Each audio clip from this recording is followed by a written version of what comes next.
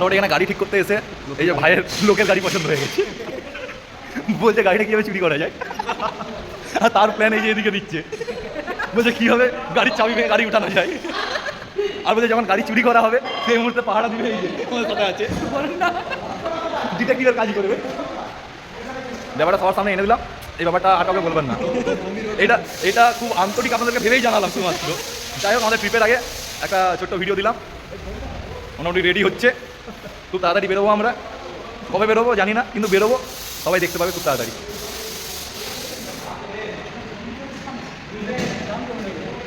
কি বলুন দা, ট্রিপের জন্য নাকি কি ব্যাপার? আমাদের গাড়ি সার্ভিস চলছে, এবার ট্রিপ হবে, এই জন্য আগে আমরা এখানে ঢুকালাম, ঢুকিয়ে তো গাড়ি উপরে উঠে গেছে।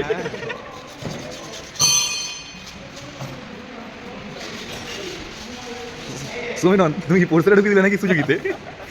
কি ব্যাপার, এখানে কি করছো? এখানে ঘুরতে এসছো? কোন গাড়িটা দেখলে পছন্দ হলো কিছু?